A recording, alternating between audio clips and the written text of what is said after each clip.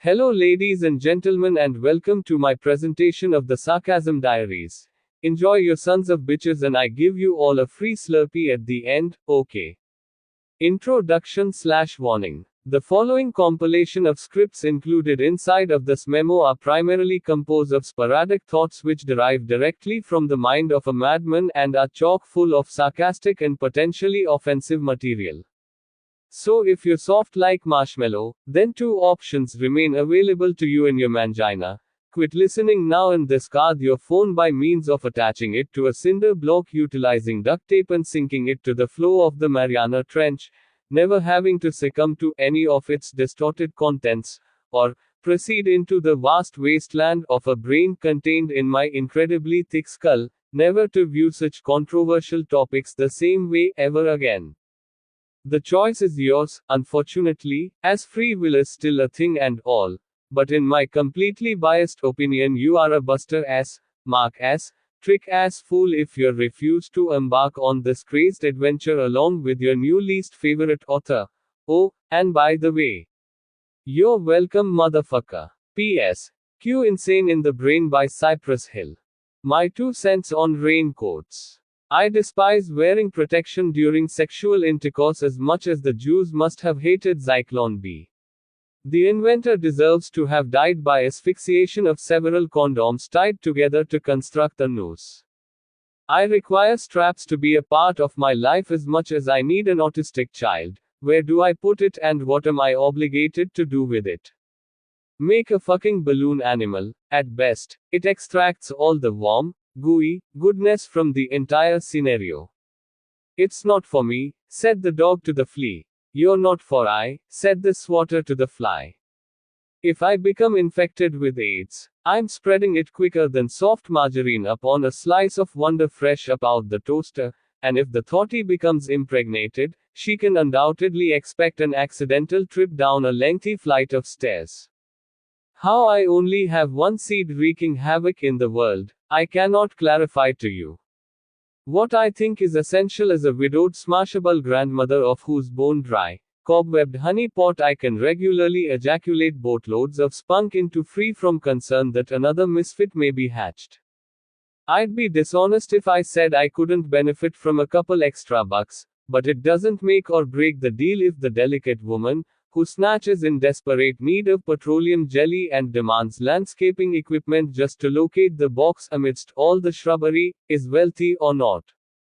I have relinquished myself from the usage of Jimmy hats since the very first time I slid my ground beef inside a taco shell.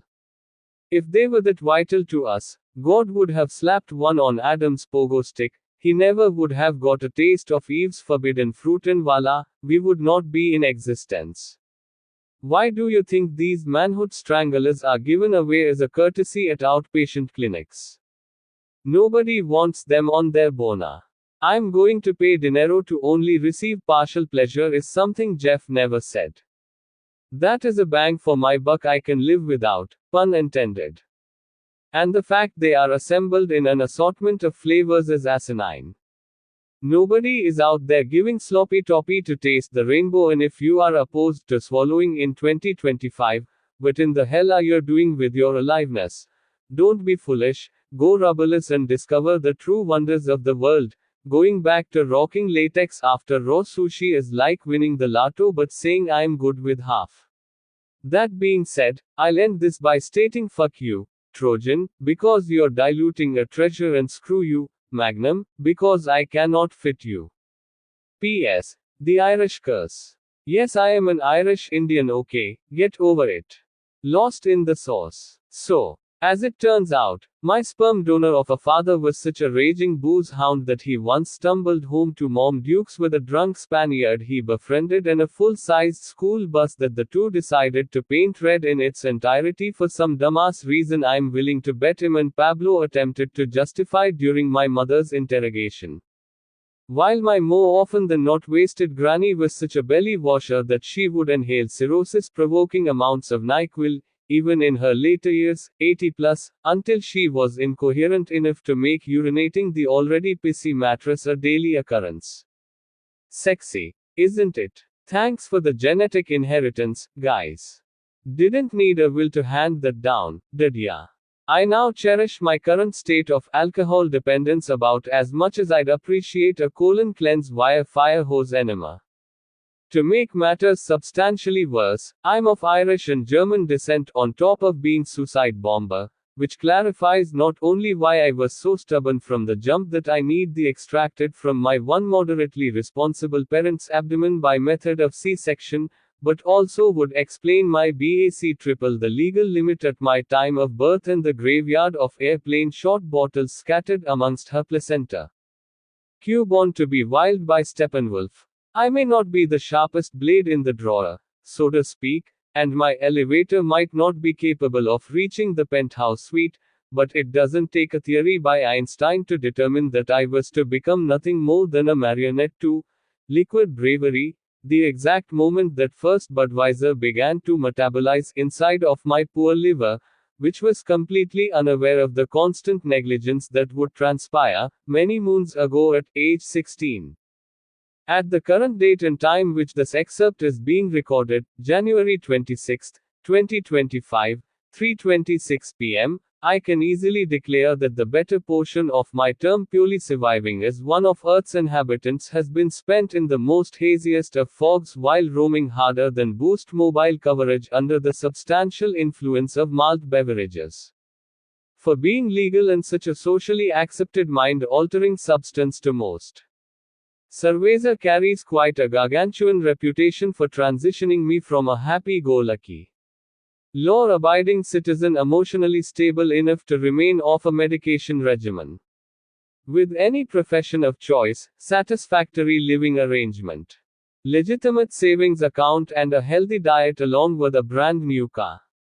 The price is right voice, great self-care and an all-around beautiful significant other, to a miserable, larceny committing, frequent flyer of psychiatric institutions who is without a doubt unemployed, flat out unreliable and willingly indomiciled EBT card holder, borderline diabetic with elevated cholesterol levels, an expired bus pass, onion-scented armpits along with the same Walmart shirt I've been wearing for a month straight and an overly promiscuous hood rat as a spouse.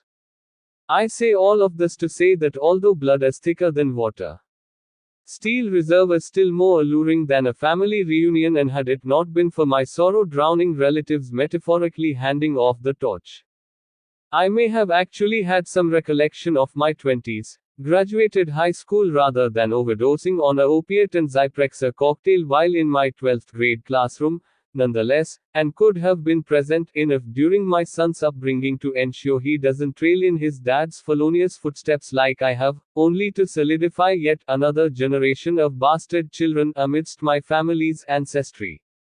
Let us not even attempt to delve into the numerous criminal charges that compose my rap sheet, which is longer than the complete Miss Marple, and sure to singe the retinas of any district attorney serendipitous enough to have it laid before them as 99% of my rich, mischievous history with the police department was brought to fruition under fully inebriated circumstances.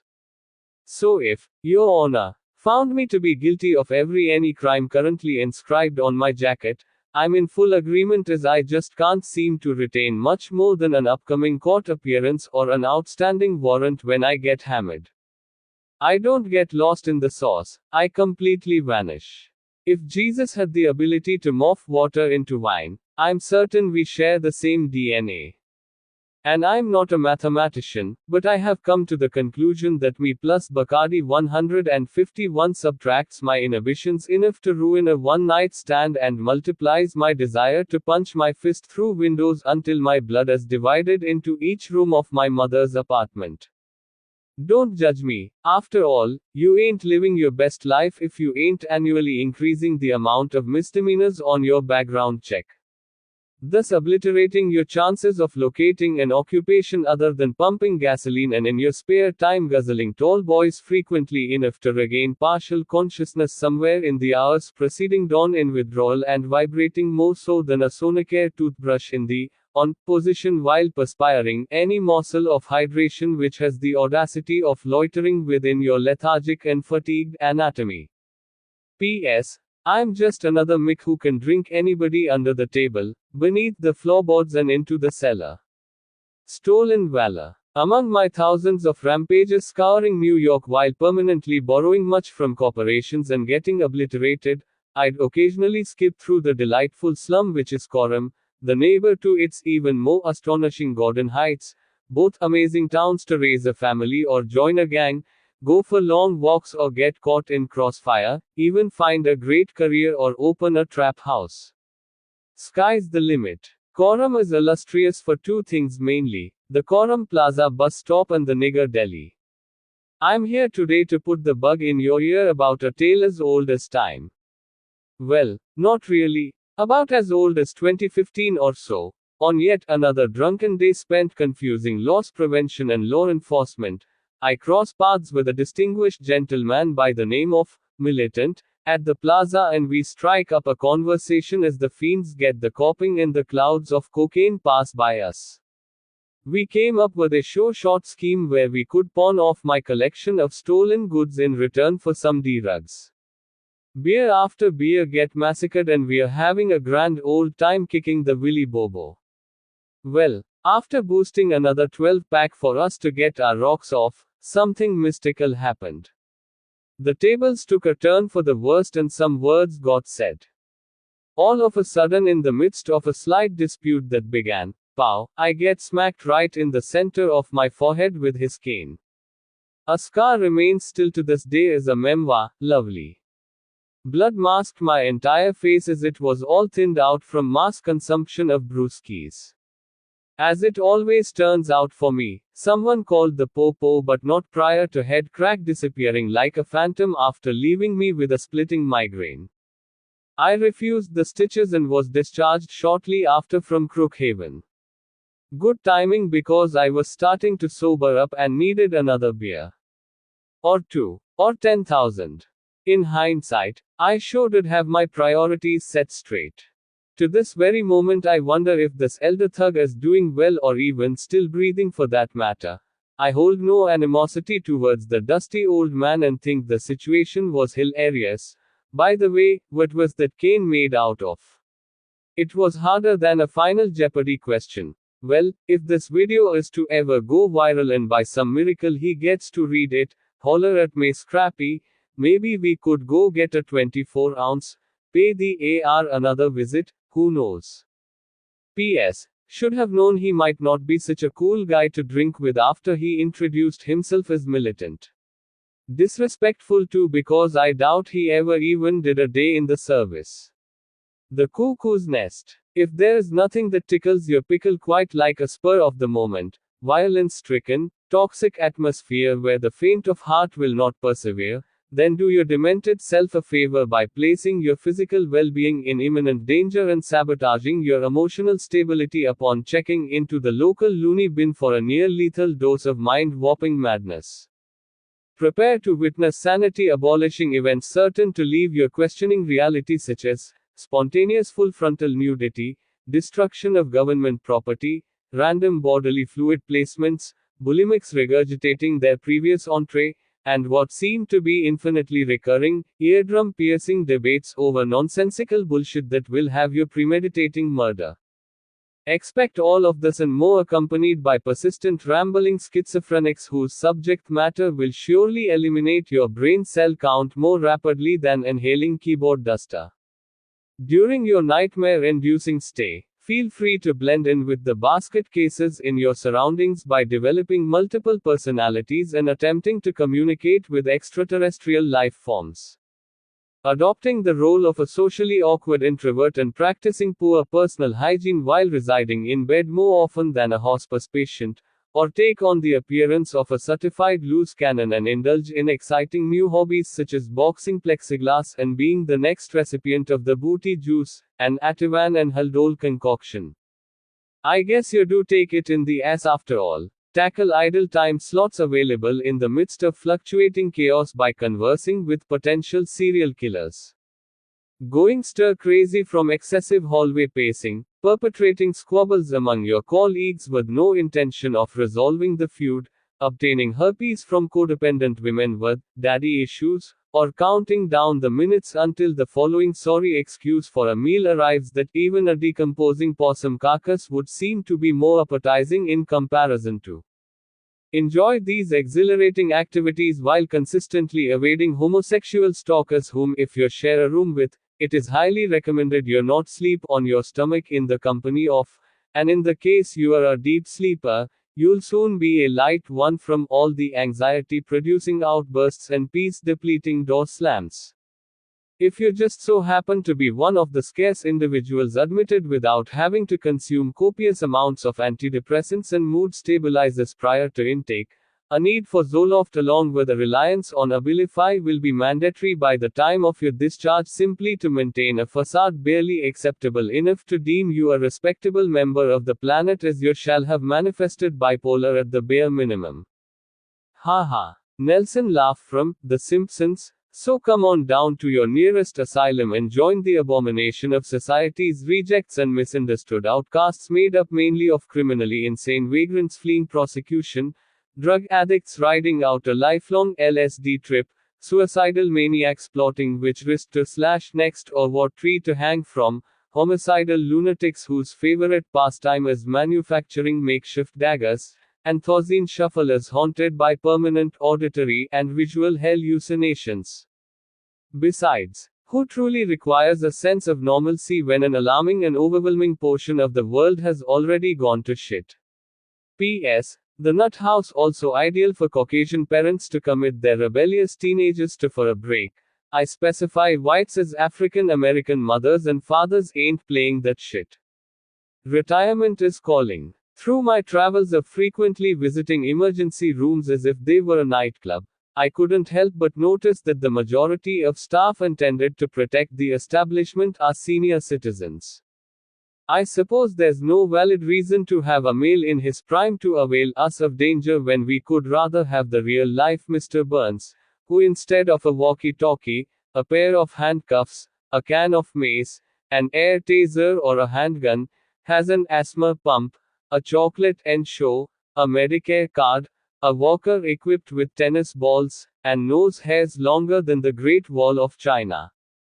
Now, if someone going postal was to step foot inside the hospital to continue their killing spree and by some miracle you didn't immediately keel over as a result of a heart attack, you would only do us justice serving as a human shield or launching your colostomy bag at them in hopes that the putrid stench of the splatterfest wards them off. Hopefully a bullet doesn't strike your oxygen tank because then it's kaboom.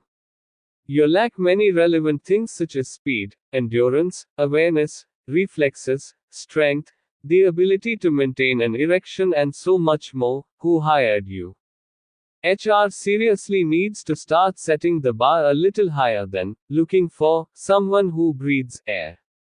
It takes two to tango though, and I understand that retirement can be challenging after being a slave to an organization for a third of your existence, but go and find an occupation flipping hamburgers, saltoning shoestring fries and blending milkshakes, not being what hundreds of sick and wounded civilians rely on for comfort and peace of mind because you already have a foot in the grave, a nail in the coffin, and I could probably count the amount of heartbeats you have left in you on one hand. My grandfather had so much idle time that he could be found patching holes in the roof with no safety equipment and dragging the air conditioning unit up multiple flights of stairs by a rope which was tied around his waist.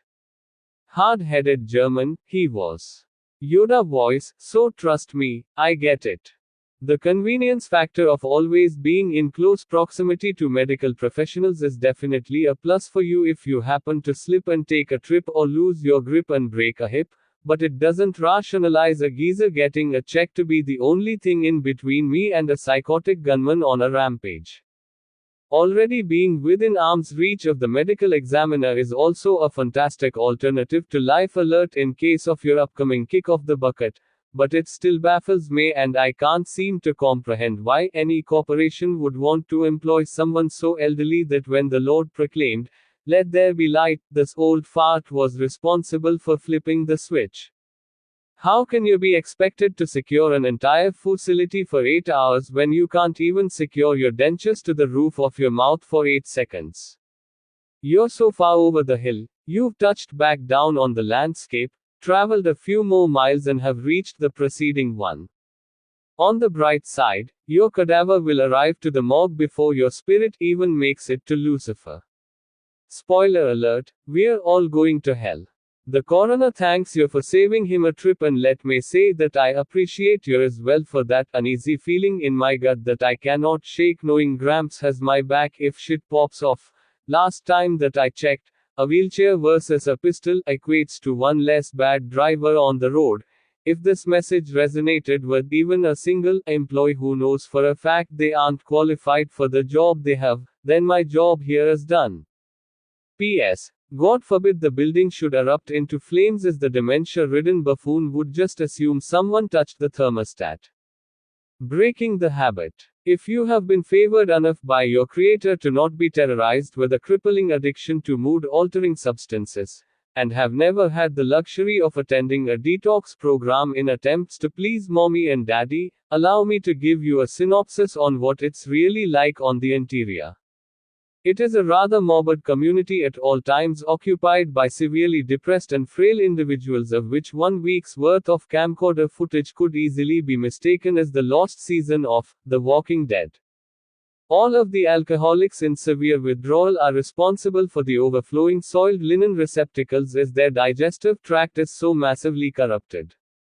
They have lost the capability to sprint to the baño when nature is calling, hence all the skid marks amidst the scrub pants and bedspreads.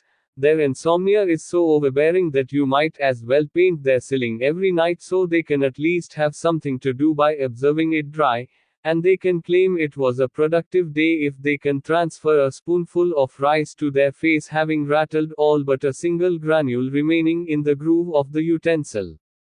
All of the heroin addicts kicking hard enough are constantly moist from the half a dozen showers they take daily to regulate body temperature, wander the halls appearing to be mummified under an assortment of hoodies and blankets while attempting to overcome their restless leg syndrome, and are willing to catch an A1 felony if it only guaranteed they could receive a Snickers candy bar in return.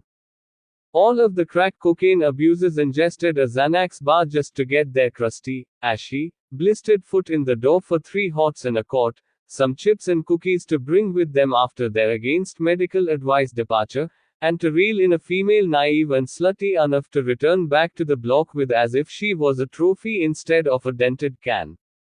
2 dead batteries won't start a car, and 2 benefit cards won't make a platinum. If you're still struggling solely with benzodiazepines, it's a must that you step it up a notch to something more life-altering. Be a man. Even if you are a woman. Any other drug that has not yet been mentioned is trash and can be substituted with the always voluptuous Mary Jane if you are trying to cut back or quit entirely. Basically, detox is a slightly more lively smuttery. Picture a mausoleum with a disco ball, strobe lights, a fog machine and 90s house music. It's that poppin'. P.S. Thank you, Grandpa, for your most kind last words to me and what really motivated me to seek help. You don't want to be a piece of shit your entire life, kid. The Quanicut Hotel. Charlie Sheen described it as purgatory for addicts. Robert Downey Jr. labeled it as worse than the revelation you've contracted HIV, and it's the reason why Amy Winehouse said no repeatedly. Welcome to the Quanicut Hotel, better known to any of its alumni as The Cut, an all expenses paid 4-week staycation in a dungeon located on just the tip of Long Island, aka New York's mentally retarded younger brother. Here you can come with the expectation to meet like-minded peers with goals such as getting a sponsor and finding a home group, only to be disappointed by conversations glorifying substance use such as how to cook crack, and which spot has better dope, the Coram Plaza bus stop or the one-way in Brentwood. On a side note, personal experience has taught me that further west is best. Our facility, no more appealing than the torture chamber in the first Saw film, comes equipped with many amenities to make your incarceration slightly more bearable, such as repetitious weekly meal schemes which include barbecue sauce smothered pigeon with a side of salmonella, soggy breaded microwave cheese steaks I dare not put Philly's name in front of, Roast mystery meat so tough you'll swear it was just Jack Links doused in gravy, macaroni and, from under cheese, saturated in so much oil that it also doubles as a form of Miralax, and frozen stuffed shells bound to have your Sicilian great-grandmother turning in her casket upon them being served. Enjoy them all in our dining hall furnished with seating so rugged you should consider yourself blessed, be it that you reach completion minus a fractured tailbone.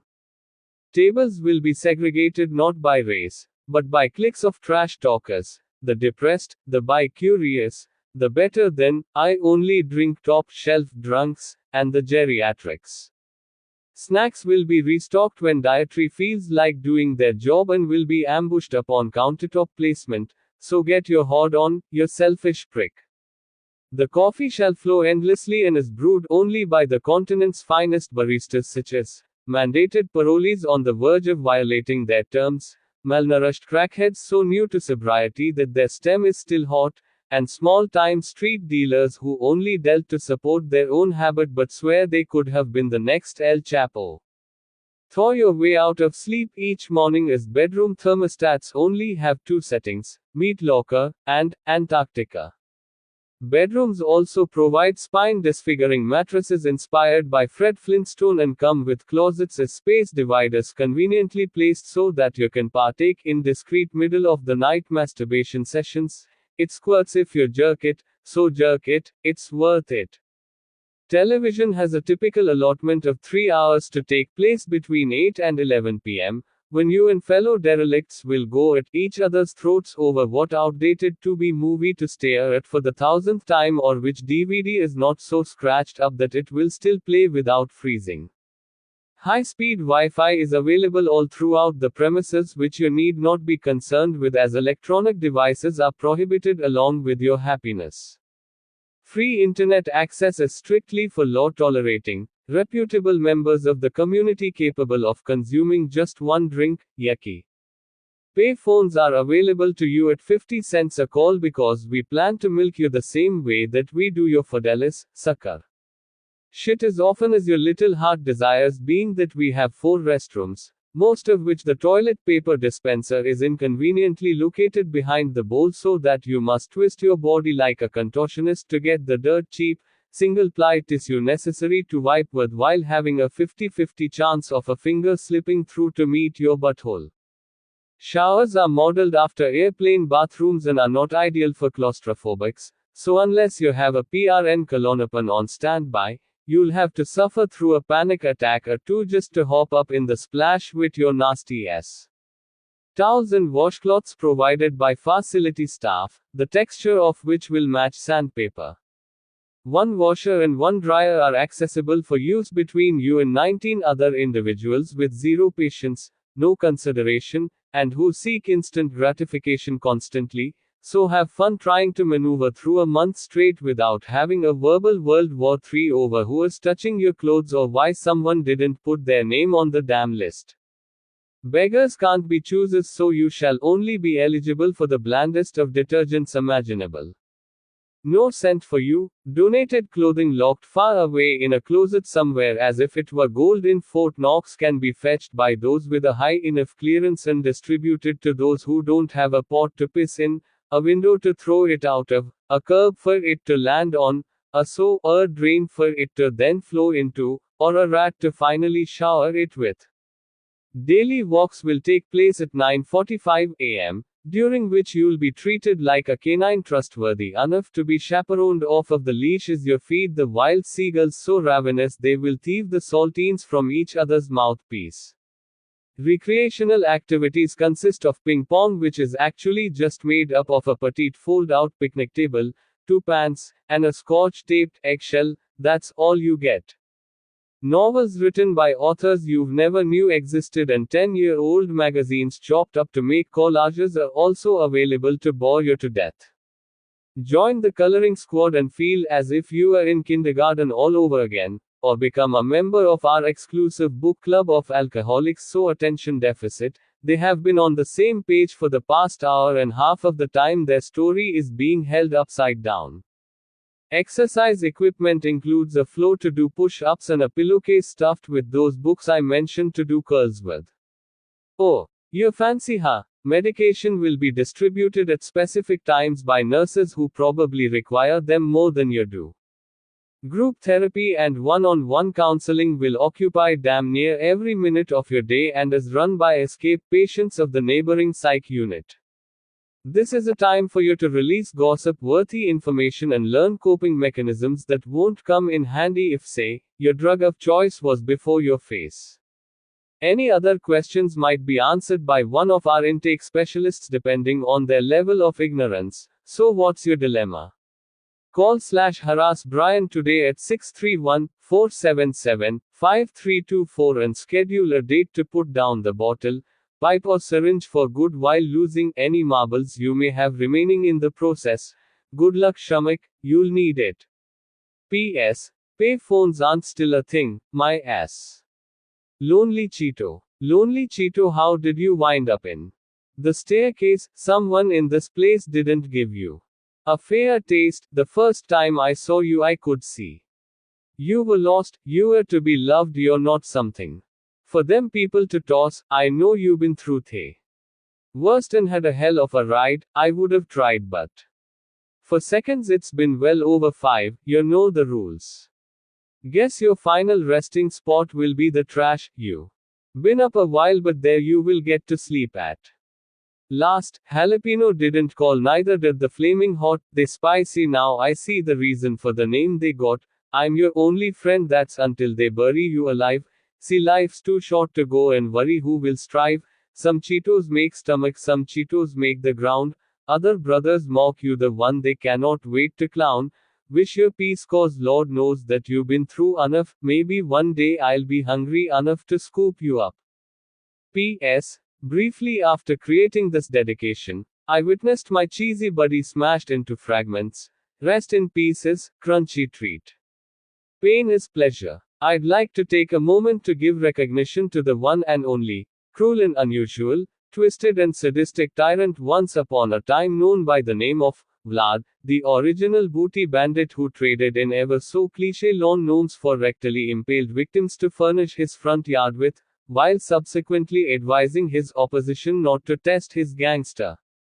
Cue Joy and Pain by Rob Bass and DJ Easy Rock, as I sit back and reminisce about this ingenious sociopath. It constricts the vas deferens attached to my testicles and sends an icy chill through my entire column of vertebrae to place myself inside the pair of filthy moccasins worn by his first captive the exact moment he came to the harrowing conclusion that instead of a death such as a swift decapitation by guillotine, he was to have a wooden pole probe his cavity, traverse his anal canal, and perforate his poop chute, thus continuing vertically to puncture his intestines, rupture other major organs, and give a high five to his corazon before ultimately protruding either out of his trapezius muscle or his esophagus. Desitin, anyone. I ponder whether or not these poor devils ever survived long enough as a homemade shit kebab to contract hepatitis A from their own feces. Delish. I'm salivating at just the thought. It's probably safe to assume that this menace spawned from the depths of hell didn't antibacterialize his weaponry either, but I bet my bottom dollar that he recycled. You get pink eye. You get pink eye. Oprah voice, we're discussing a man whose cup runneth over with so much malicious intent that Satan didn't even want to shake hands with him when the two met. This undisputed heavyweight champion of fudge packing made Charles Manson look like a saint, made Jeffrey Dahmer seem like a Girl Scout, made John Wayne Gacy look like a menstruating vagina, made H.H. Holmes seem like he was in the wrong line of work, and made Jim Jones appear to be as intimidating as a G-rated cartoon character. As a matter of fact, every unconventional method of torture practiced during the Middle Ages takes a steaming hot dump on modern-day forms of capital punishment. Being scotched in your birthday suit inside of the brazen bowl makes lethal injection look as comfortable as a fleece coat on a winter evening. Getting nailed to a slab of wood and undergoing crucifixion makes a hanging seem as fascinating as winning the Mega Millions jackpot. Having your limbs abruptly separated from your torso while being drawn and quartered makes the gas chamber look as appealing as filet mignon is to the homeless. Feeling your skin melt from your muscle tissue and tissue from bone while getting burned at the stake makes a firing squad seem as enjoyable as losing your virginity.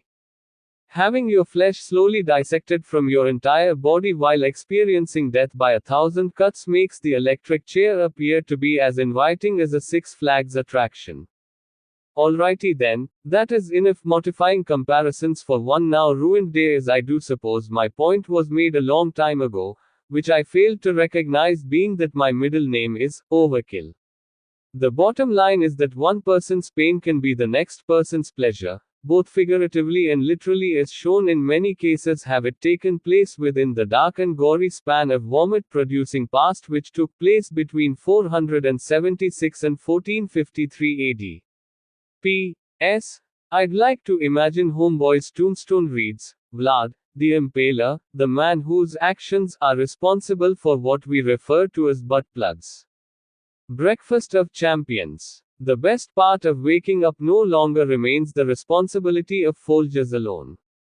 It can now also be found arising, in desperate need of an Advil Liquigel, while completely hungover from a drunken slumber as a result of the sprinkler system ejecting H2O into your disheveled attire prior to blasting you in the face as you lay amidst the foliage behind Stop and Shop beside empty Four Loko canisters infested with insects and the rancid bowel movement you expelled out of your anus around 3:30 am because you had the bubble guts and you were prairie dogging. Followed by the speedy consumption and even faster spewing of a warm, flat, leftover IPA on an empty stomach, which may or may not prove to actually be urine you forgot you rid your bladder of before your coma. While also swaying on a dilapidated milk crate in shit-stained boxer briefs and singeing your already bruised fingertips thanks to a pathetic, one-hitter quitter, Parliament clip you obtained from one of Red Lobster's butt cans during a blackout last evening, as well as finally coming to the realization that your iPhone, your wallet and one of your sneakers are missing from your person. I'd trade a cup of 100% Colombian coffee for that little slice of paradise any day, my friend. This has been a presentation of Homelessness 101. P.S. Worse comes to worst, a sock with enough saliva on it improvises well as a ghetto baby wipe, have I learned from first-hand experience. I plead the fifth, of Georgie Vodka, Mawahaha. Step your game up. I have no reputation for making it an around-the-clock fiesta, sometimes for weeks or months at a clip, because I necessarily enjoy the flavor of spirits, but rather the effect it inflicts upon me. I go from 0 to 100, a softie to an OG, a pawn to a king. Well, in reality I just become a self-inflatable jackass more susceptible to a black eye or a broken rib, but DWI, drunk while idiotic, you couldn't persuade me into thinking for a second I wasn't godlike. Every once in a blue moon I would have the opportunity to play meet and greet with a bev I actually didn't mind the taste of and added it to the roster of side chicks beside, Strawberry, my main squeeze. If it ain't 8%, I won't pay to rent. That being said, if by some chance I was to find my feet planted in front of the demon drink section of the closest supermarket and wifey was nowhere to be found, Twisted Tea was always my backup plan. The winner of the Redneck Beer of the Year, since its time of release and the number one reason for the influx of children born out of incest among the trailer park. Finally, a marvelous way to take advantage of that cousin you've had a crush on all these years. Wee doggy. That's my ride or die, but have you ever attempted to get shit-faced on them? It makes passing the SATs without studying seem like a piece of cake, makes beating up Tyson in his prime seem feasible, and makes reaching the summit of Everest seem like a menial task. In case you've been Patrick starfishing your way through life, living under a rock, and don't know what this hard beverage looks like, allow me to fill you in. It comes in bright yellow piss-colored aluminum and weighs in at a whopping 5% alcohol by volume. Get the kids to bed early, take off all your clothes and crank the volume up until the dial breaks because we're about to get crunk up in this bitch. Yeah, right. It's about as hard as my dick when I lay eyes on your mama, and never have I spent a dime on a can of this hillbilly water. It is a guarantee you'll be flowing like the falls of Niagara. So have a toilet nearby in order to actually become twisted on the T weaker than a nursing home patient with muscular dystrophy. It should have been named shit and pee, because that's all it makes you do. The runs I've had after an evening trying to get tanked on this overly priced crap has me pitching out mudslides. It's basically alcohol's child on the spectrum. Great for something to drink to lose your V card, to give to the people at the party who you are merely associates with, or to slam a 24-ounce Waddy's fur, light as a feather, buzz as carbonation is extinct from it. It's the one drink that even old Doles looks at and says tisk, tisk. It should only be your go-to if you are a teenager or if you have a crevice in between your thighs and weigh in the double digits. I truly wouldn't be aware of its containing of alcohol if the can didn't tell me otherwise. If you are drinking to get a vehicular manslaughter drunk, take straight shots of Everclear until you're projectile vomiting your soul and grasping onto porcelain all night long. All that I'm saying is to step your damn game up. We aren't in 6th grade anymore. P.S. You still my bitch though. TT, I'm just venting. The turd that almost made it. Picture this shit, literally. You swing the knobless, saloon style, bathroom door open in apartment 1459 of the ward to which you currently have the pleasure of being a resident, only to be bitch slapped in the nostrils by the repulsive and pungent aroma of ass. It's not the first time nor will it be the last. Now, with the next stride you're taken without glancing downwards in order to investigate your surroundings, as you certainly should have, your left foot scrapes ever so gently through a light brunette pile of fecal matter, the consistency of which is only what one could describe as being slightly more solid than the Hershey squirts. So many questions arise with absolutely no answers to follow. I can understand accidentally sharting or even making a mess of your fruit of the looms because you couldn't make it. But actually making it just to desecrate the floor tiles directly in front of the toilet bowl itself with diarrhea's partially more sophisticated sibling, I truly cannot fathom. If your stool is so loose that it can overpower your set of grippers, it might be in your best interest to introduce a little less fiber to your digestive system or invest in a lifetime supply of Depends, because the mental anguish I now experience as a result of my post-traumatic stress disorder, newly generated from said incident, leaves my fragile mind tormented by never-ending flashbacks of a once innocent size 11.5 appendage defiled after caressing the apex of that misplaced mound of overcooked human excrement. Sorry hospital socks, y'all ain't deserved that. It then took environmental services approximately 3 hours to have an intermission from TikTok long enough to finally remove the barbarian's deposit from our living quarters. At this point in the tale it now becomes a case of whodunit, but I ultimately found it to be a mission impossible to locate the culprit accountable for christening the lavatory, being that I shared the dwelling with not only one roommate, but 4 possible turd abandoning suspects. The worst part of this whole ordeal is that it took place on my first day, leaving me to wonder what lie in store next. Well, it quickly became apparent that the custodian was to work extra hard for his upcoming paycheck, as on my second day layer deuce in the John so constipated and thick in diameter, I'm still in awe that water could even flush around it and there somehow wasn't a bloodbath. The moral of the story is to always watch your step, particularly on flight decks. Story based on actual events. No cap. P.S. Why is it labeled a restroom when its occupants often suffer while utilizing it? A few revisions. 1. I'm not broke, my currency needs improvement. 2. I'm not poor, my income is extinct. 3. I'm not homeless, I'm a constant outdoorsman.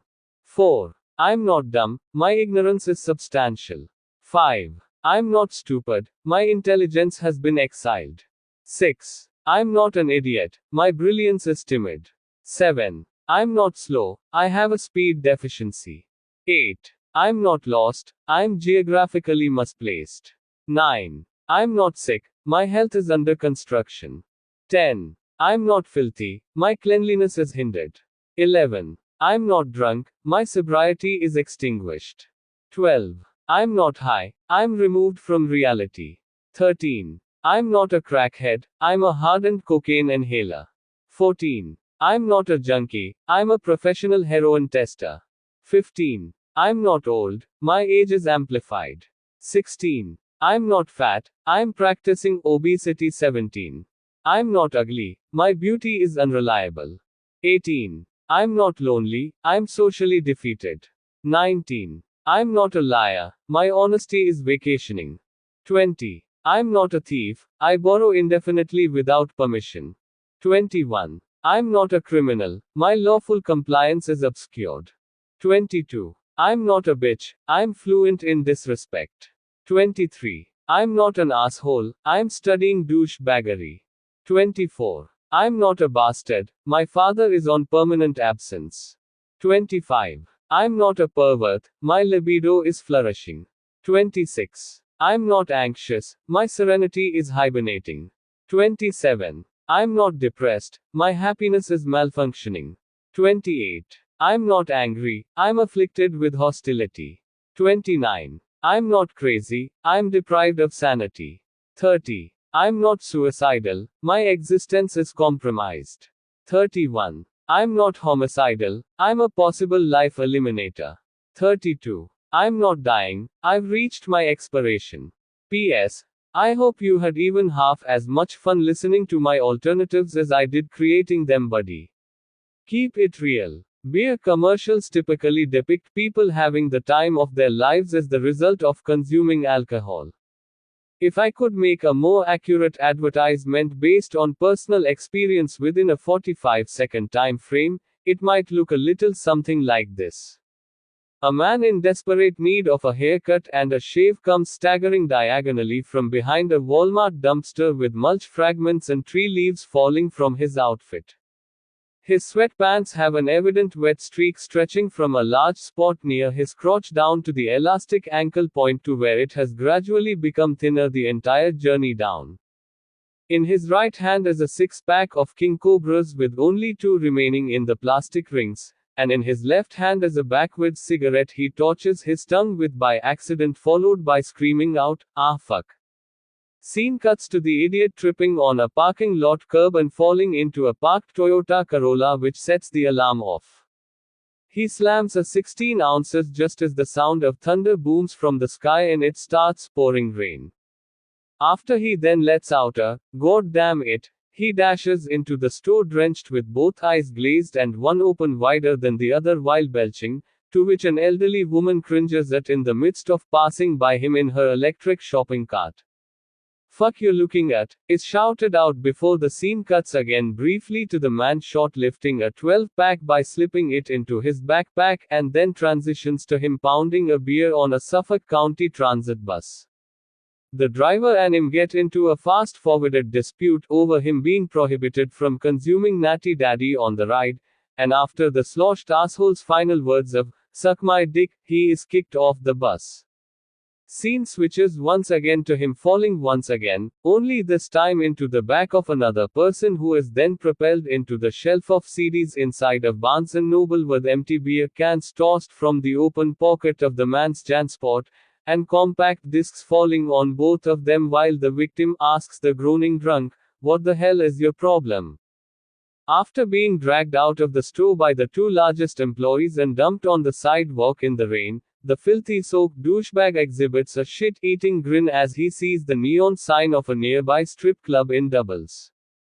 Now dragging his untied shoes against the concrete and walking completely sideways. He barrels through the front doors of Pink Blossoms, as the camera slowly moves away from the building and indistinct chatter along with, "Pour some sugar on me," plays, but it's soon enough drowned out by the sounds of an argument starting, bottles smashing, tables getting flipped, punches hitting faces and loose change bouncing off the floor before the scene draws backwards and the screen finally goes fully pitch black. A small hole in the picture opens and closes a few times before eventually opening for good to a police officer at the door and an officer in a chair beside the stretcher the man is in and handcuffed to the handrail of, all being seen from the first person perspective of the moron as the blood pressure cuff sets off to get a reading on his vitals. It ends from a third person view of the dummy in a ripped wife beater with his arm in a sling and drool dripping from his chin to his chest, cop leaning in a little closer to examine him now with an absolute look of disgust upon his face and his palm on the butt of his pistol while the man slurs out, "What the fuck happened?" In bold red letters the screen has, "Malt liquor," across it followed by a voice that says, "It'll get your charge every time, guaranteed or your money back," prior to the sound of a can cracking open and a gunshot before the quick image of the man holding on to cell bars from the inside and letting out a whimper of despair. P.S. I mean, if you are going to have a night on the town, do it right. You smell me. The impatient patient. She is a complete nuisance of whose Down syndrome looking grill piece I'd love to launch a fucking brick at, but whose name shall remain confidential in correspondence with the Health Insurance Portability and Accountability Act of 1996. I am the furthest thing from being a morning person naturally, especially before caffeinating, so this dumb broad should consider herself extremely fortunate to not be a corpse with an unsharpened number 2 pencil crammed into her sternum and blunt force trauma to her cranium. Allow me to explain. First of all, I exit room Q6 upon announcement that breakfast has arrived in the "Get Your Shit Together" portion of Eastern Long Island Hospital, which I am eager to attend as I am famished and in desperate need of Maxwell House, aka the brown nectar of the gods, before I can even attempt to associate with civilization. The only thing I hear before I even close the door behind me is this moron's obnoxious voice asking me if I have clothing in the dryer, to which my response is interrupted by the stupid twat asking me the same question yet again. I then tried to inquire as to whether or not the shit bird was chirping at me, to which she says yes and finally shuts her dick-sucking lips long enough to hear the answer. Whatever, it's not the end of the world. Next, this dipsy doodle coincidentally happens to be behind me on the medication line just minutes later with her simple ass and blurts out, "You done yet?" at the very moment I'm in the process of transferring pills into my goddamn mouth. At this point I have to assume you either got a personal vendetta with me, it's your time of the month, or you are craving a backhand slap across your ugly mug.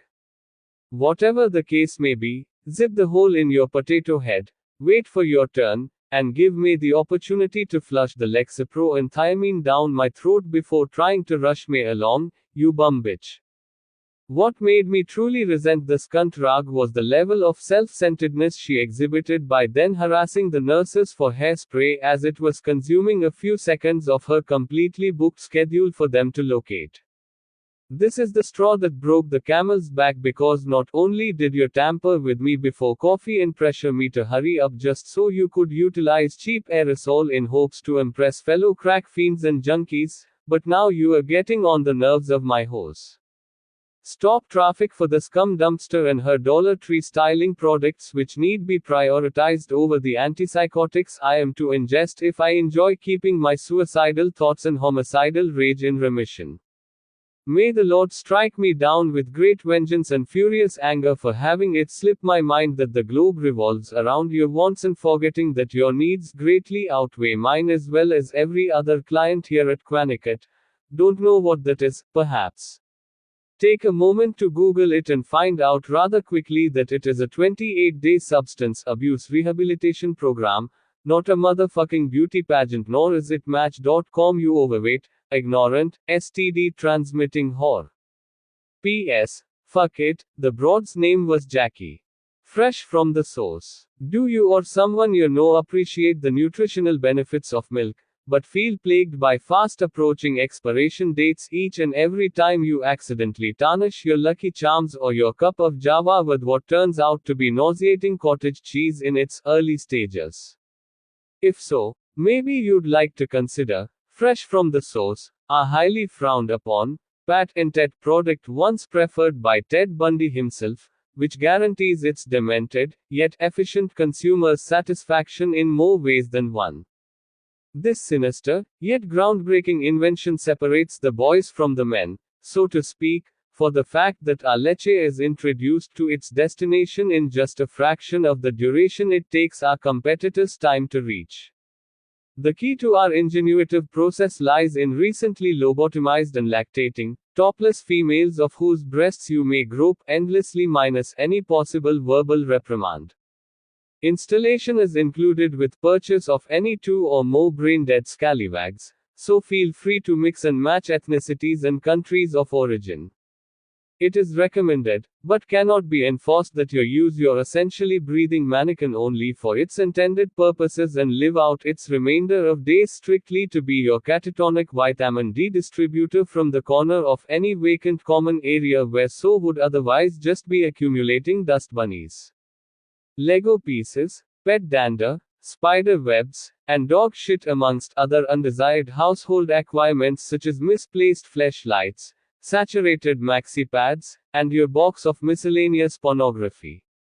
Steer clear from all skepticism of automatic relocation as atrophy ensures our merchandise remain at the exact coordinates it be placed, never to budge again without master's approval. Athletic A cups get your engine revving. Then be next in line to sign up for exclusive Beasting special today. Simply enter the promotional code, ITBTs, to take advantage of a flat chest appropriate to fit your caloric needs.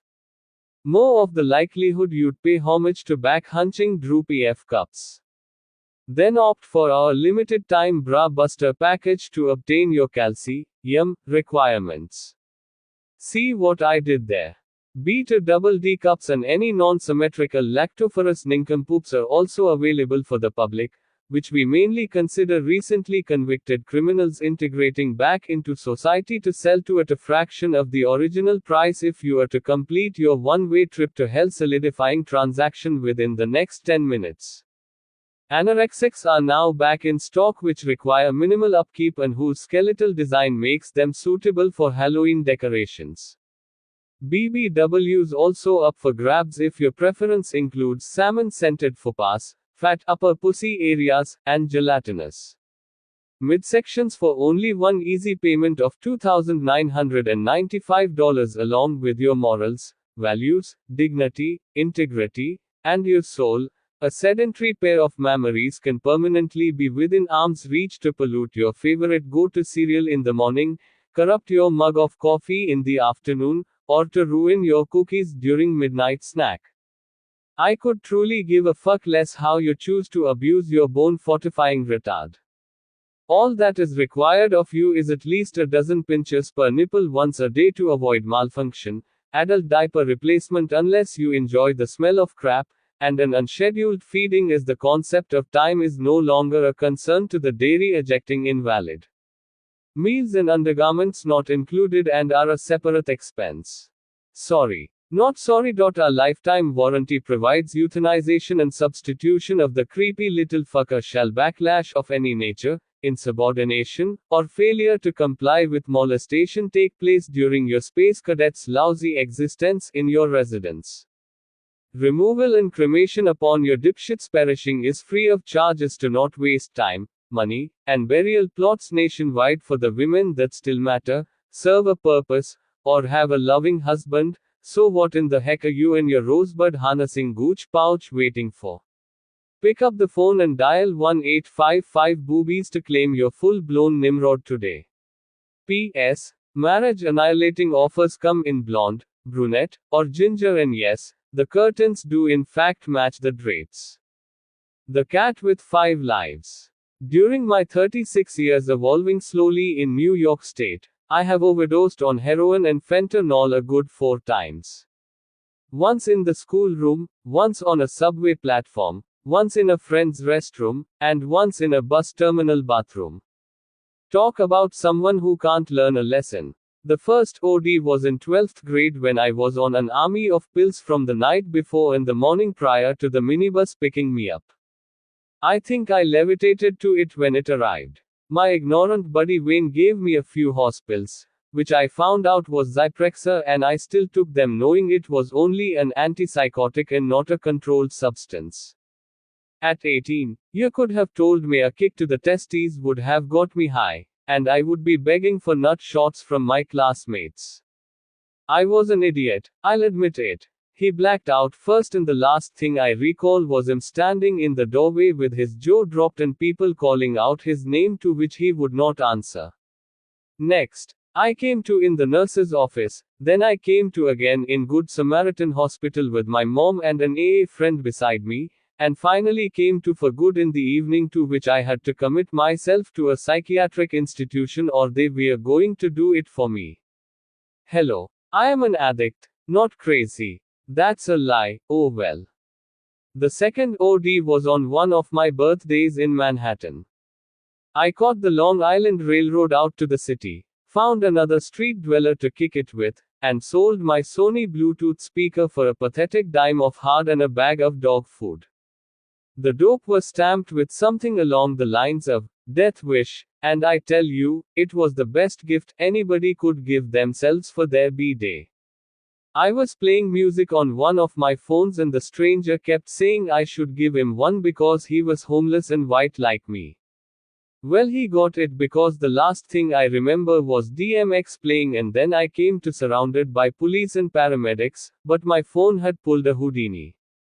I went to the hospital, signed out shortly after, and cried to my baby mama for an hour straight that they revived me. Wah! Baby wanna baba. The third OD was from some smack that I got from a guy that got it in advance from his sister. Talk about a dysfunctional family unit. We worked on my friend's house all day, the floor specifically, not that it matters, and were to spend the night to finish the job in the AM.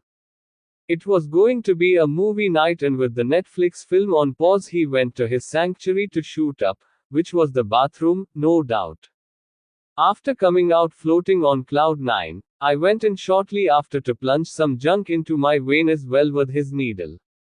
Wow, I was such a smart cookie. The last thing I recall was them rushing me so we could start the flick. Sorry guys, but I got some flatlining to do.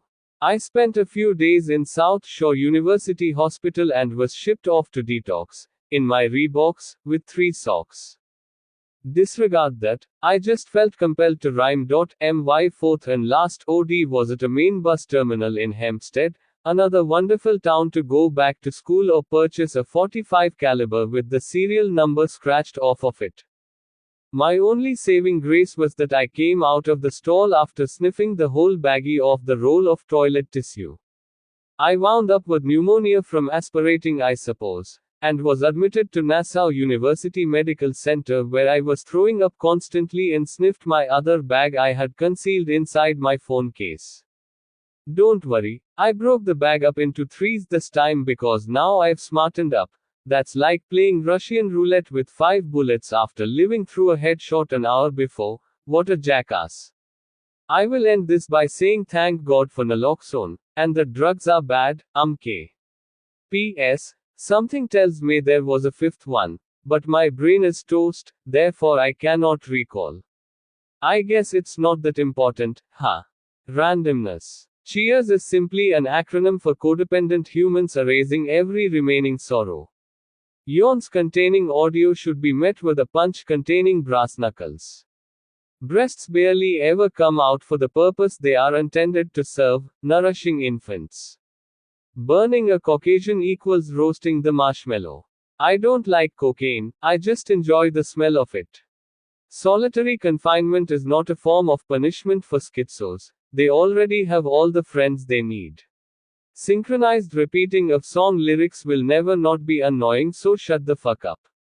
Drunken munchies equal drunchies. Rain is simply God pissing on us. If time is money, my clock has stopped ticking. Meet Life, the female dog. Circumstantial evidence dictates that AZ was 110% correct in his assumptions when he stated that life's a bitch, and this mofo was well aware of it way back in 1994. This super thought, this raunchy scoundrel, this child disregarding, demo scraping, blowjob distributing, foul mouth biatch we call life must throw a rusty wrench into any even semi-joyous occasion I may have within my time spent inhaling oxygen and exhaling carbon dioxide. History has shown I am to fall anytime I rise. crash anytime I stay in my lane, and have any decent aspect of my daily routine burned down to the ground, then rolled up for LIFE to smoke the ashes. I loathe this bourgeois entirely. The absolute best thing I have done with my existence is help birth an existence for another to languish, so have I honestly done something I should feel proud of there. If this four-letter word was a person, it would be a hideous little leprechaun greedy for peace of mind instead of gold, with the attitude of Billy Bob in Bad Santa, the patience of Ebenezer Scrooge, the odor of Forrest Gump at the end of his run, the endurance of Leo in The Revenant, and the voice of Fran Drescher. Ignorance sure is bliss, that's why children are so happy all the time. The reality apocalypse hasn't struck them yet and tarnished their delight.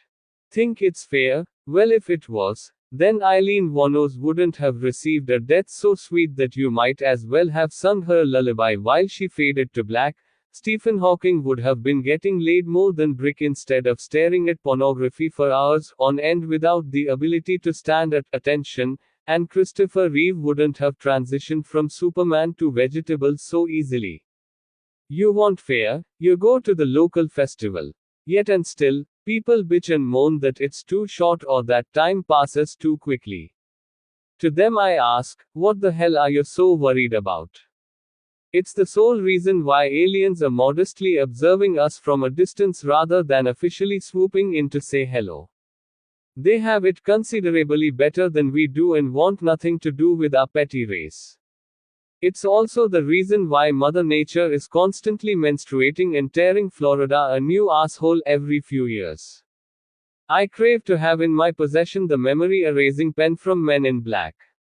We're pawns in a game of checkers, nothing makes sense. And if and when you figure it out, it will be way too late to enjoy, for you will be back in diapers by that point. Now that's a shitty situation. The older I become, the more death seems to be as beautiful as the rack on Pamela Anderson in her Baywatch days. We should throw massive parties at funerals and cry our eyes out at each new hostage's arrival from the vagina. All I'm saying is the more years that get taxed onto my physical frame, the more a lobotomy doesn't seem like such a punishment and more like a cheat code. P.S. Illmatic by Nas, track 3, is and always will be relevant. The Tale of iCarly. He touched down on the 25th of November 2024. She arrived on the 12th of December 2024. Together they found love not necessarily in a hopeless place, but a dopeless space. The day after Christmas of that year was the day when I became her goldfish, she became my gummy bear, and the haters bought tickets to the show. How does that one saying go? My life your entertainment. It was a most lovely 25th, the day before, filled with 8 straight hours of music which drove a few into a state of lunacy.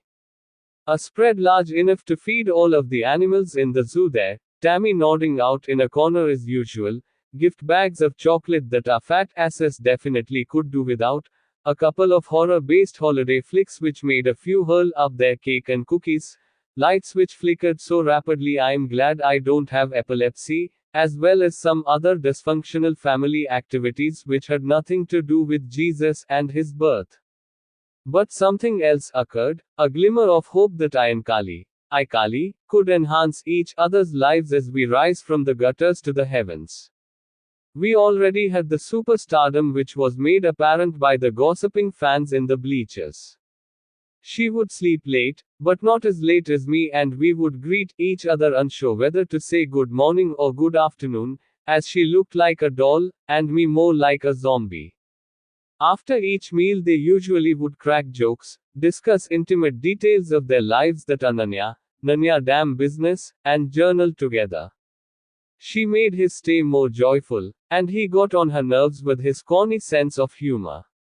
But we also discovered that it's tranquil when you can be in silence with your partner without a lingering feeling of awkwardness. Yes, that is a word according to the American Heritage Dictionary. It may not be much, but it's all we had in that 17th century hospital, so fancy your Joe would smack the floorboards have you laid eyes on it. We truly learned valuable information during our most uncomfortable venture through a variation of hell on earth, such as who is best fit to make a living off OnlyFans, what dirtbag names not to use, be it you have another child, which bums came just for the food and shelter, who will be deceased by this time next year, and how to become a better drug dealer. Besides all the program bashing I do, we did evolve into more knowledgeable beings with a unique set of skills. Liam Neeson voice, with the help of a select few counselors. The good times did indeed outweigh the bad ones on the insanity scale there in the cut. We made it through patches of depression with a shoulder to lean on, pulled through urges to relapse just to land back down on the other side safely, and even survived through getting our rooms raided out of fear there may have been a vape on the unit. Holy hell, addicts trying to do addict shit. All in all, it didn't turn out to be such a gloomy 28 days in the end, except for the fact that the eggnog wasn't spiked, and that really grinds my gears. We received exactly what we always wanted for any Xmas: good food, great company, and April's excessive flatulence.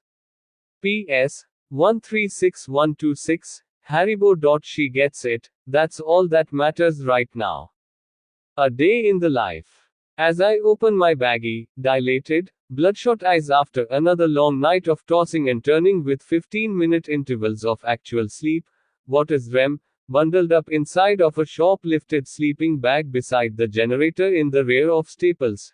My bones ache and scream, why? While I reach into the nearby grass pedals and dirt to see if a scrounged Marlboro clip lay amidst them. Nails, cuticles, and self-worth now all filthy, I venture off at 5:50 a.m. to sift through the abundance of ashtray clips from the nearby Best Buy and liquor warehouse to not only find a stogie 2/3 of its package size, jackpot, but also a raw cone with a few puffs of the Magic Dragon still attached to it. With a mild high, and after shooting a 12-ounce down my throat as if it were an Olympic event and I got my eyes on the gold medal, me and my musty, pasta sauce-stained outfit with a branch still stuck into the hood of the sweater glide into Walmart seconds after their 6 a.m. opening to shop for some items on the 5-finger discount. Old Spice deodorant to apply yet another layer of smell good on my stank, check. A new pair of non-stinky insulated rugged Sharks, Crocs bootleg cousin, check. Another pack of Bic lighters because Hempstead crack lusters keep pocketing them on me, check. A small bag of smart food popcorn and a Slim Jim for a nourishing breakfast, check. And last but not least, my bestest friend in the whole entire universe, aka the one whose bitch I am, alcohol, a big old fat ass, check. I ever so smoothly launch them into my book bag that I never utilize for books in the pet food aisle, and dash to the bathroom to slam a Jamaican me happy to get a buzz going ASAP in the handicap stall because I'm a douchebag, all before making my daring escape past an employee who surely is he aware of my thievery, but of whom it is above their pay grade for them to attempt to have the merchandise returned. Suck it, clown. Hours seem to fly by of me gradually slipping deeper into a sloppy abyss while participating in such marvelous activities including barfing all over the Whole Foods dining area because I couldn't make it to the all-gender restroom sink in time. Feeding into racist remarks on Bigo Live and having shouting matches with my phone. Journaling about how pathetic my life is while still in withdrawal enough for it to come out looking like chicken scratch, getting into an actual dispute with a real-life person and backing down like a pussy because I couldn't even recall what I initially said to escalate the situation, and finally losing my cellular device by leaving it on the table I had in Applebee's after I dined and ran out the door never having the intention to pay in the first place. Now feeling as if I was a lost puppy without my Samsung, I drink my way into utter oblivion with some help from White Claw Surge and rocking out to the public radio system in the local mini mall before risking getting soaked by a possible rainy night that I'd be too lazy to find out if it was even coming if I did still have my phone. Sure as shit, A storm does pass through, and I spend the rest of the night under the olive garden awning, paranoid that I will get snagged up by law enforcement for looking suspicious, them running my name and seeing I have a warrant. Let the good times roll. This also has been a presentation of Homelessness 101 Inches. P.S. Oops. I forgot to mention being nearly scared to death by an employee entering work early while I'm out in the freezing cold. Cue celebration by Kool and the Gang. Mr. Steal Your Girl. If I suddenly was to obtain the ability to reverse the hands of time, I'd travel all the way back to the beginning, strangle Adam to death, and continuously pump jism into Eve until we held what would later become the Guinness World Record for most kids had by the same baby mama, which still stands in 2025. We would explore Pangaea with our battalion of offspring, igniting and inhaling plants of the wilderness until we were to discover the single majestic one containing THC, which we would smoke out of apples in rapid succession using the burning bush, followed by me burning Eve's bush some more, and consumption of the resin collecting Macintoshes upon our receiving of the munchies. We would pull strong armed robberies on fellow cavemen and women for their bison meat, their mink collection, and their colognes designed from rainwater, coochie juice, and gazelle blood. We would remain turned up from all the homemade wine we created from various berries, and pass the rest of our time kidnapping and keeping an assortment of animals as pets, collecting a multitude of fossils to hollow out for bombs and bowl pieces, as well as taking turns locating and preparing each next meal. We would invent things like the 100-yard stagger, the pass the FEMA, which would later become Pass the Baton, and Hooch Pong. We would keep relocating dens and sightseeing across the globe with our army of heathens and inbred, appalling grandchildren always tipsy and baked out of our minds until we eventually find an experiment with the poppy plant, which ultimately becomes our demise. The end. P.S. Happy endings are for massage parlors. Alternate ending, we reach my sperm bank's period of menopause and I am bludgeoned in my sleep by Adam as he only played dead to plot his revenge all these years. Ice Ice Baby. Do you suffer from general anxiety and panic attacks? Do you often feel nervous in situations where you are the center of attention? Do you have a strong desire to upgrade to a state of paranoia? If so, you are not alone, chicken shit. Help is available 24/7 for you and all the other pussies worldwide. Treat yourself and deplete your health with some assistance from what them boys in the hood refer to as ice, a street term for what most crackers commonly call crystal methamphetamine. Shout outs to Breaking Bad for piquing the interest of anybody already addicted to stimulants, as I'm sure sales skyrocketed overnight. Ice is not a typical medication taken once daily, is meant to be chased endlessly, and is expected to drain your savings account quicker than the flash on a bank robbery. Once you get a taste of this, fuck the wife, to hell with the kids, and auction the house. As a wise woman once said, ain't nobody got time for that. But one might ask how to get their sweaty little palms on such a life-destroying shard in the first place. It's easy, junk box. Simply hop into your broken down Volkswagen Jetta with suspended insurance and your revoked license and make a beeline to your local bando. Ask for Tina and claim that Flaco sent you. From then on, your days shall consist of sucking a glass dick in hopes your issues melt away like meth does in your bubble when the torch kisses it. Delicioso. All that glitters isn't gold though, as crystal comes with certain side effects which shall include desire to chronically masturbate without the ability to ejaculate. Geeking aka fidgety demeanor with instability to sit still. Massive reduction in appetite leading to rapid weight loss. Crater face from excessive picking of flesh from the delusion bugs harbor underneath. Sudden uncanny resemblance to Gollum from Lord of the Rings. Financial instability leading to prostitution as a means to gain dividends. Loss and removal of dental arrangement resulting in more advanced blowjobs. Q got some teeth by Obi-Trice. Various periods of incarceration leading to lengthy criminal record. Strained family relations preceding orders of protection and CPS involvement. homelessness resulting in cardboard living situation, possible heart attack, probable stroke, and definite, early death. So what are you itching for? Ask your dealer today if crank is right for you, to which his response will never be no. P.S. Be sure to fill out a will, purchase a casket, and jot down a suicide note in advance. Meanwhile, this all could have been avoided if you had just smoked marijuana, but now you are a hot mess, ain't ya? Charlene's surprise. She made me feel most embarrassed when she would accidentally locate my VHS tapes of porn, and label me a pervert because of such. A terrible day for me was one when I forgot to delete the browser history, yikes. This was back in the days when a picture would load top to bottom, leaving me in such anticipation just to witness cleavage, then areola, and finally nipple. Ah, the nostalgia. Anyway, the phone rang one day while she was at work and it was Charlene.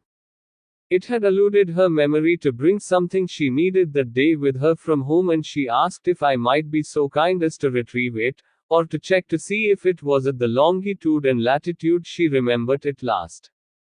Honestly, I don't recall what it was exactly this woman wanted me to search for. The yellow raincoat in the far right vicinity of her closet is the destination. I was given the task to check the pockets for the specified item. My hand rummaged through the first pocket only to find nothing but the internal itself. Okay, cool. As my hand then enters the second front pouch, it touches something that I instinctively grab a hold of. What could this plastic rod with the 6 or 7 inch length possibly be? Oh, it's Charlene's vibrator. It bewilders me how she couldn't remember this was there beforehand. What in the actual fuck?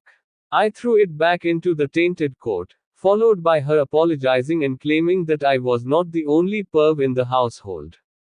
It's a horrifying day I get to relive every once in a while, wishing I could somehow slide a USB cord into my brain and press delete on to eternally remove it from my hippocampus. I did eventually locate the item and the problem was rectified, though I do declare that this was more than likely the moment I legitimately became 730, certified crazy, and once a cucumber becomes a pickle, that SOB ain't ever transitioning backwards. She had no idea of the menace that broke free from its chains that day. LOL, lunatic on loose. After all of this, we finally conclude the rest of our now uncomfortable telephone conversation. My mother apologizes once more, and we finally end the call. P.S. I ponder if that thing ever got washed after each use. Highly doubt it. I spy a lie. Fast food advertisements seriously need to be a bit more realistic and show fat slabs gorging themselves in their driver's seat, because there was no way their grandiose bodies could possibly burn a few calories participating in the physical activity it takes to walk in the door, and it wasn't even a thought that the Big Mac and large fry was making it out of the parking lot alive. Picture those 1,000-pound sisters stuffing their chubby cheeks inside of their Prius and having a foodgasm. Gyms too need to pay some gluttonous pigs to plant on their treadmills in the commercials, sweating profusely and gasping for air as their headband is saturated in sweat, their oxygen floats around 90%, and they are on the verge of passing out into the next hefty human passing by them. Picture a sumo wrestler shaking the entire infrastructure of the building, about to pass out from elevated heart rate. Big Tobacco has already been exposed by truth for how fatal a nicotine addiction truly is, because Americans just won't believe it until they see Catherine with a trachea tube speaking to us on television, followed by the revelation that she's been 6 feet deep for the past few years. Doesn't work for me personally, and just makes me Jones for a Newport 100. Pure bliss baby. And why are celebrities the spokesmen and women for animal rescue foundations and children cancer institutes? You have your hands out for money and you are a millionaire. How about you adopt a couple dozen cats and dogs to fill your mansion? Donate a nice 7-figure check your sting a hole.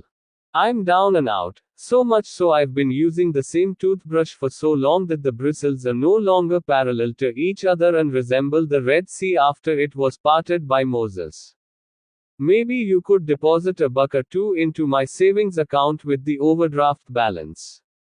Last but not least, I have to roast Get Fit Fast, gross microwavable meals for depicting these terrible courses that the customers must be miserable while trying to hold each bite down, but swear on camera that it's the greatest choice they made with their entire life. Fuck off. I know I'm not the first to have made these observations. And the following chains can go take a 18-inch girthy dildo with no Vaseline. McDonald's, Burger King, Wendy's, Checkers, Sonic, Arby's, Five Guys, Taco Bell, Dairy Queen, KFC, Popeyes, Shake Shack, Wingstop, White Castle and Chick-fil-A, as well as Planet Fitness, Gold's Gym, Blink, LA Fitness, Orange Theory, Lucille Roberts, Unique Fitness. God damn, these fitness centers are so unoriginal. The YMCA, and Weight Watchers, Lean Cuisine, Smart Balance, Factor, and Fresh Start, along with every other misleading corporation which is using the media to attempt to subliminally mind-fuck us with its trickery and deceit. P.S. You got me hook, line and sinker, Mickey D's. Because I'm still going to be a fan of the double quarter pounder with cheese until the day that I perish. April equals fool. So, it's typically a requirement for any substance abuse rehab to have a blabbermouth that talks crap, even behind the backs of the people he or she associates with, and here in Greenport we are just so lucky to be doomed with April in December. Picture a transgender with hair soaked in period blood, the mouth of a sailor, and the persona of trailer trash. That is somebody's prized possession for 25 years and counting, as I've discovered not by being nosy, but by phone arguments I've heard through the wall dividing my room and the counselor's office. I prefer the prison time, please lock me up and melt the key. The sad part is me, my soon-to-be ex-wife, as I will surely ruin this relationship too, and her used to be on good terms, but the stirred muffin constantly feels the need to run her mouth on more than just the slew of dicks she slurps, as if what she blurts out of her repulsive penis inhaler of a facial wouldn't circulate. She should tattoo targets with point values on her gruesome mug to see which of her white Aryan Brotherhood fuck buddies can score the highest. The amount of jealousy that is emitted from the psychopath's pause apparently states that I am not to even think about making a cup of hot chocolate for anybody but the stupid slut, with a gut, and a strut, save it. Sorry. I felt compelled to speed bars. Anyhow, me and this jabberjaw are not together, we are not an item or a couple. I couldn't begin to compose an explanation as to why she be acting like I haven't only known the hoe a couple of weeks and have no feelings for her and her crotch that most likely smells like tobacco pipe and Jack Daniels. That phrase "it was all good just a week ago" hits different, as we were doing things for shits and giggles until this cockroach that I'd love to squash started gossiping about me, Kali, and Drew, three of the few individuals who try to mind their own damn business. It blows my mind probably only half as much as she blows strangers that you'd want to demolish a friendship even if it is only for the remainder of your month here in this hole in the wall and then lose all contact. The day prior to Christmas, I wasn't myself and she basically demanded a hug so much, she just wrapped her slimy tentacles around me and forced one upon me. Gross. I threw up in my mouth a little looking back on that.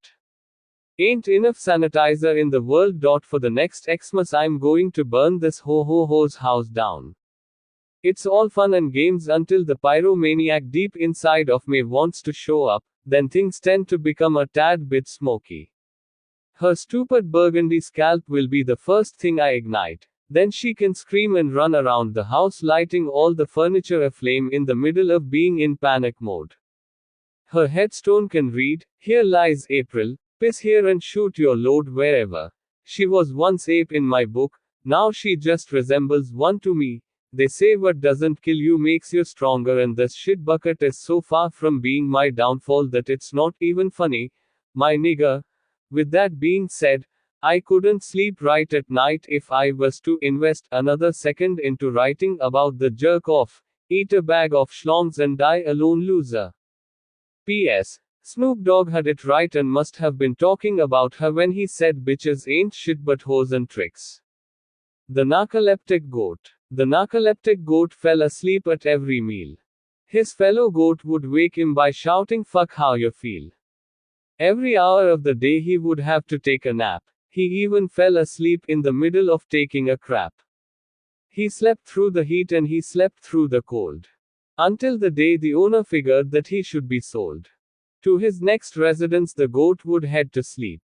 And meet his new best friend who was the epileptic sheep. There even was a hog who would suffer from amnesia.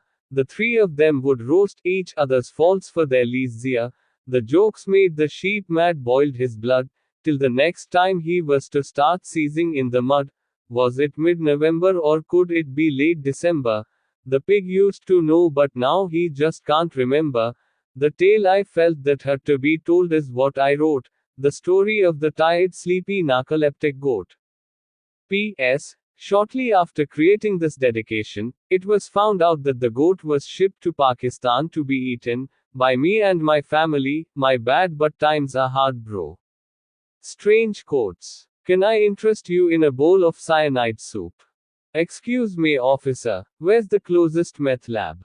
I identify as a pink pineapple. Why does this coke smell like fentanyl? Damn girl, where you get an Adam's apple like that? Could you hand me my penis, Miss Bobbert? Crabs can't swim, can they? Dad, I think the Rufallen wore off. AA is for quitters. Weight Watchers is for losers. I'm on my way, McChickenhead. I'm a devout Christian, except for Fridays between 11 p.m. at midnight. Human is innocent, free Rex. Well, it depends. Which pill did you take? Just try it, all the cool necrophilics are doing it. Who could blame you? I'd do me too. A lifestyle in hand is worth one in the bush. Yeah, but it never tasted that bad before, babe. What could go wrong? I met her in county. Hello chlamydia, when did you get in? If you touch my puke bucket again, we fighting. Do you remember where I put my pocket pussy, mom? Yes, I am a motherfucker. Your mom can verify that too. Sorry hun, I misplaced the handcuff key. Oh man, I got medulla oblongata on my fresh J's. Save the drama for your baby mama. Ba da ba ba ba, I'm fucking it. McDonald's jingle tone. Gas station sushi, my favorite. Ouch, the baby just kicked my dick head. One man's ex is the next man's sex. That turd isn't mine, Linda. Just one more hit and I'll quit. Uncle Dama, what do you do for fun? Roses are red, violets are blue, cheat and your genitals won't be with you. Well, if it's not yours and it's not mine, whose fetus could it be? And now the 9/11 anthem, Jump Around, by House of Pain. Just the tip never hurt anybody. Wrong hole, it sure felt right to me. Rock, paper, scissors for the last bag of dope. Full disclosure, I'm doing 25 to life when your corpse pops up. Once you smoke crack, you never go back. When are you going to grow up, midget? If I had a nickel for every time you acted like a bitch, I'd be completely broke, babe. It's not gay if you're the pitcher. No. It's your turn to take the charge. When this is all over, your shit's going to be on my shaft. It's a bird, it's a plane, it's Hiroshima. Yo, this shit is fire, said by every dealer ever. What the hell, dude? Booby traps. I thought I hit rock bottom at 17 when I took a monster hit of dust off and came to from fainting with my bicycle on top of me by a Mexican inquiring as to whether or not I was alright. Nope. I thought I hit my rock bottom at 18 when I overdosed in my boss's classroom on a flock of codeine, tramadol, oxycontin, and Zyprexa out of peer pressure to fit in. Nah. I thought I hit my rock bottom at 19 when I took too many of my roommate's Seroquel and thought the hospital closets were male and female bathrooms and that there was a shoebox full of rolls of quarters under the bed. Negative. On and on I came to understand throughout the years that each bottom can have a trapdoor, the ultimate bottom being the graveyard sun. Recovery can be a long, hard, nasty journey for a lot of people, and yes, I'm still speaking about sobriety perv. You have to start giving a shit about your life and find a purpose to fulfill to get you started or to keep you going. Fast forward a little, I could say I thought I hit rock bottom at 24 when I smoked crack for the first out of many occasions, the same drug I thought only low lives would invest their time into doing. Psych. I could say I thought I hit rock bottom at 30 when I almost got shanked in my jugular with a Phillips screwdriver by a toothless coke smoker in the middle of the night. Wrong. I could even say that I thought I hit rock bottom at 34 when I was up for as many consecutive days from smoking and intravenously shooting meth that I believed people were following me with evil intent. Fuck no. I'm now 36 and still dicking around after all the near-death encounters and actual times I flatlined.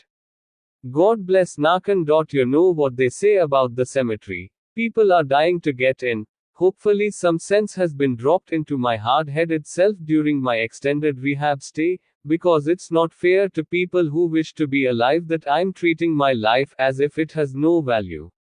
P.S. This will be the least funny of my submissions. Sorry for the bummer. My farewell. The following was read out loud at my completion of rehab on the night of January 1st. I just want to begin by clarifying that today is my 37th day in a 28-day program, so I don't want to hear any more complaints about your length of stay, your fear of missing out, and yada yada yada. I'm departing from the mothership tomorrow and have a 2-hour transport to a therapeutic community that hopefully will become the wrecking ball to thrash the wall of idiocracy which is my most ludicrous mind. I appreciate all my fellow garbage heads that will use any mind-altering object under the large sphere of flames in the sky to dissociate from reality. It's like, what would you do ooh for a piece of crack? Klondike commercial voice. I relate with your shysters more than anybody, but I also would like to thank the brew guzzlers who still shake more than a toddler's rattle, the coke puffers who still can't keep their jaws from shifting, the crystal melters who still believe A Bug's Life was a horror film, the opioid bangers who still can't seem to sit upright, Q Lean on Me by Bill Withers, and if you're just here for marijuana, get your shit on the gate. Every person seated before me has assisted me on my road to recovery in one way or another. Some have helped me with patience by unknowingly getting on my nerves, some have helped me with integrity by hoarding Oreos, vaping, and lengthy trips to the bathroom, and some have helped me with productivity by motivating me to write more off-the-wall entries that should have landed me in 2 South, the ALIH Psych unit. Even those who bounced a bit too early taught me to prioritize simply by saying, screw that mandate, I want to smoke some dopage. All of us can have a great future ahead of us as long as we don't attempt to get through it alone. If we were able to, we would have done so by now, don't you think? My best thinking has me pissing in my Levi's while I'm TKO. I know just as much about staying sober as what I had for lunch, what was in the blunt that one time that had me speaking to telephone poles, or what we'll ever know about what was actually inside the briefcase in Pulp Fiction. I have shit for brains, I need TP for every thought I have. That being said, I wish all of you the best because I refuse to wish you good luck. Luck is for sweepstakes and scratch-offs. Take it a day at a time, as if we could somehow live 2 days at once. And remember, if nobody said they loved you today, there's always tomorrow. Muchos gracias putas. P.S. Thank you for showing me where the fresh linen was, gummy bear. Well, it seems as if you have finally reached the climax of my amazing satire. I know I promised you a Slurpee at the end, but why don't you shit in one hand, wish in the other, and see which one fills up first? Hadi har har. If this has not been enough zaniness for you, rewind back to the beginning and go on the bumpy hell of a roller coaster ride once more, my friend. Better yet, show your friends. Okay then, it was real while it lasted. Have a marvelous day and remember to head to your nearest 7-Eleven for every meal you ever eat. And oh, seriously, we are currently not doing so hot financially as ISIS members, and you know damn well you love your burnt piece of garbage pizza and an unnaturally large hot dog. Peace out, you crazy little Maddie Kongs.